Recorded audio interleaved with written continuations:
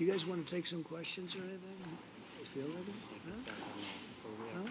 See. Hi, Mark. Yeah, good.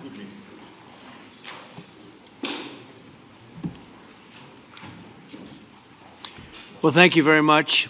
It's a great honor to have you here. Special place. White House is special no matter where you're from. Represents so much, and it really is beautiful. And thank you for all of the wonderful things that took place today. We've had a very successful day thus far.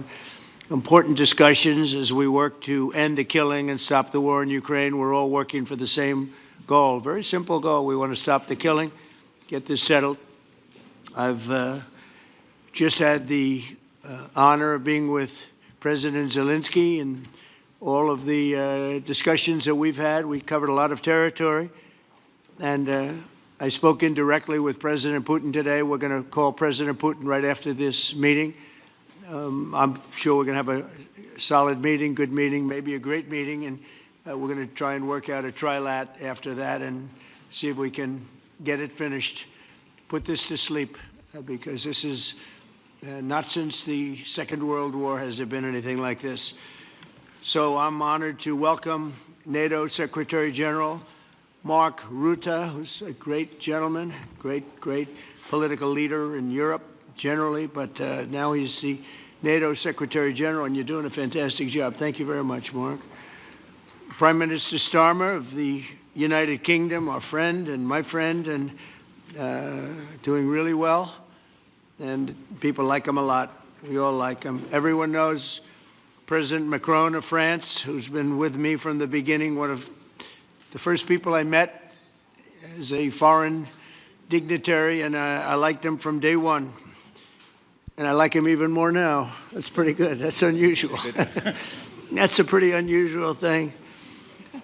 Prime Minister Meloni of Italy, who's a really a great leader and an inspiration over there. She's served now, even though she's a very young person, she's served there for a long period of time relative to others. They don't last very long. You've lasted a long time. You're going to be there a long time. Chancellor Merz of Germany, who is a very strong person and a very strong leader and very highly respected in Germany. And he's my friend, and it's an honor to have him as my friend. Thank you very much. Very good. You look great with your tan. Where did you get that tan? I want to get a tan like that. President Stubb of Finland, and he's somebody that, where are we here? Huh? Where? I'm right here.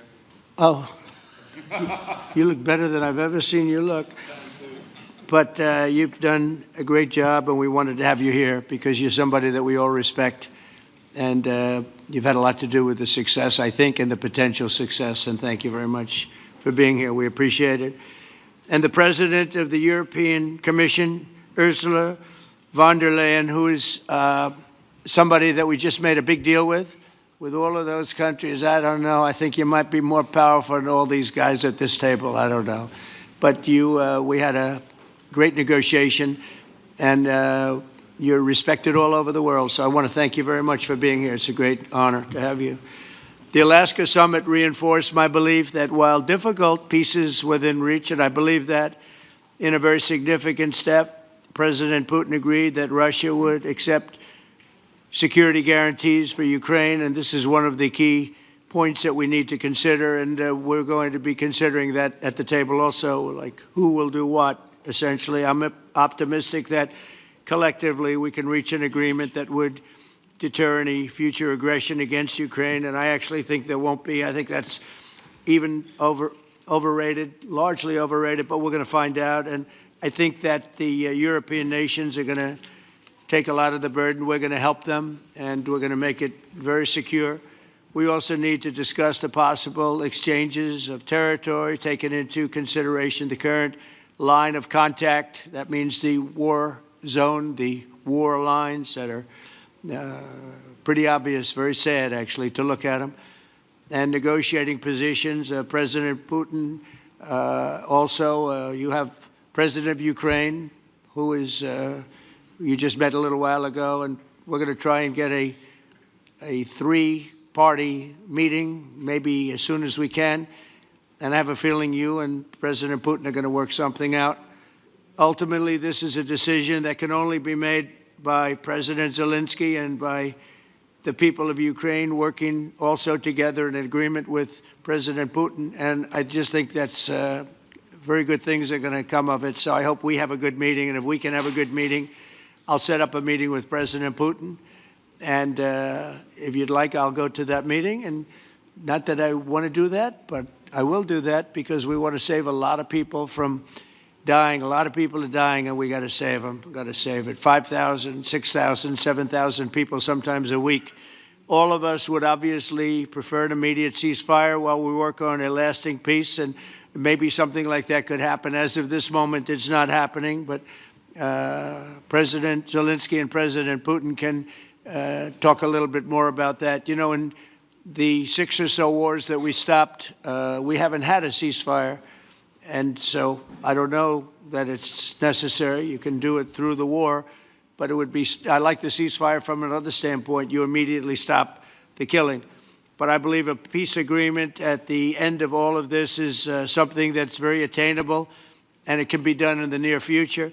With all of the wars that I got involved in, we only have this one left. Of course, as I walk out the door, there'll probably be a new one starting, and I'll get that stopped too. But I thought this was going to be one of the easier ones. It's actually one of the most difficult. They're very complex. The next step would be for a trilateral meeting, and that will be worked out. And I just look forward to working and having a great result. We're going to spend a lot of time today talking about, and we're really honored you guys came over. I mean, these are the heads of major countries and respected all over Europe. And they speak for, largely, I think I should say, but pretty much for the other countries of Europe.